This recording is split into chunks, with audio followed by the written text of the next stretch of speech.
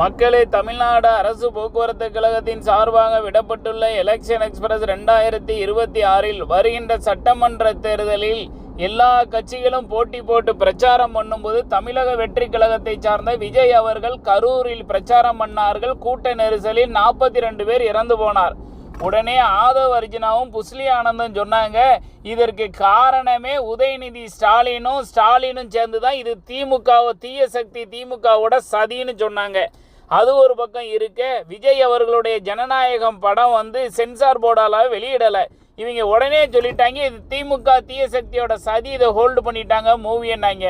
இப்போ ஒரு வாரத்துக்கு முன்னாடி ஒரு பிக்காளி பையை எடிட்டிங் பண்ணுறவன் என்ன பண்ணிட்டான், படத்தை வெளியிட்டுட்டான். இப்போ என்ன பண்ணிட்டாங்க, இந்த ஆதவ் அர்ஜுனா உடனே ஒரு நியூஸை சொல்கிறாப்புல, இது ஸ்டாலினோட மகன் உதயநிதி ஸ்டாலினும் எல்முருகனும் சேர்ந்து தான் இந்த வேலையை பண்ணிட்டாங்கிறான். இன்னைக்கு பேட்டி கொடுக்குறாங்க. எடிட்டிங் டிபார்ட்மெண்ட்டுக்காரன் 25 படம் எடிட் பண்ணியிருக்காரு, எப்படி இந்த தப்பு நடந்துன்னு தெரில, அவர் வெளியிட்டாரு, மன்னிக்கவும் அப்படின்னு சொல்லுதான். அட அறிவி கட்டணும்ல, எதுக்கு எடுத்தாலும் திமுக தான் காரணமாக நீங்கள் பண்ணுற தப்புக்கெல்லாம் ஏன்டா முட்டா பயிலுலே.